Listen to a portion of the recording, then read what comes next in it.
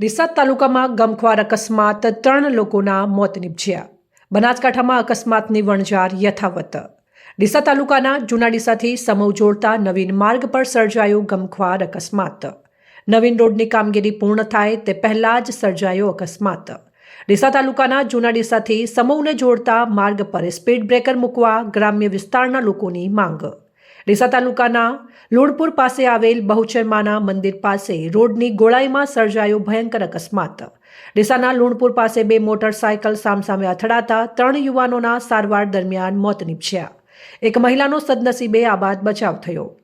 મળતી માહિતી મુજબ ડીસા તાલુકાના જૂના ડીસાથી સમઉ જતા નવીન બનાવેલ હાઈવે રોડનું કામ હજી સુધી પૂર્ણ થયું નથી અને વાહન ચાલકો ઉપાડ ઝડપે ચાલી રહ્યા છે. તે વાહન ચાલકોને ધીમે ચાલવા અપીલ કરવામાં આવી છે અને આ રોડ ઉપર પણ રેતી ભરીને દોડતા બેફામ ડમ્પર ચાલકોને પણ ચેતવણી આપવામાં આવે છે અને પોતાની ગતિ મર્યાદા મુજબ ચાલવું. આજરોજ મંગળવારના 12 વાગ્યાની આસપાસના સુમારે ડીસા તાલુકાના લુણપુર ગામ પાસે એક ભયાનક અકસ્માત સર્જાયો હતો. લુણપુર જવાના માર્ગ પર એક ભયાનક અકસ્માત સર્જાયો. લુણપુર ગામ પાસે આવેલા બહુચર માતાના મંદિર નજીક પૂર ઝડપે આવી રહેલા 2 મોટરસાયકલ સામસામે અથડાતા અકસ્માત સર્જાયો હતો.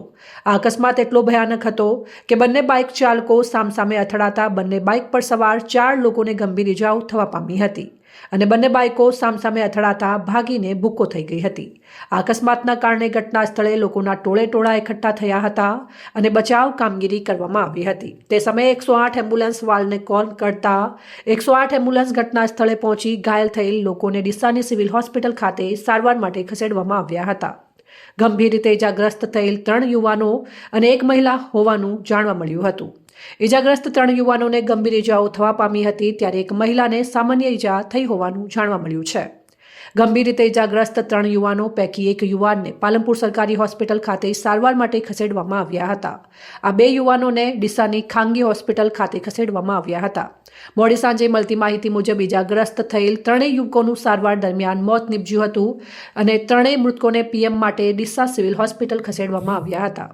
મૃતકોના નામ આ મુજબ મળેલ છે: વજુસિંહ વીરસિંહ પરમાર, ઉંમર 35 વર્ષ, લુણપુર; સિદ્ધરાજસિંહ નરભયસિંહ દરબાર, ઉંમર 24 વર્ષ, કંબોઈ; રણજીતસિંહ અજમલસિંહ સોલંકી દરબાર, ઉંમર 26 વર્ષ, દસનાવાસ.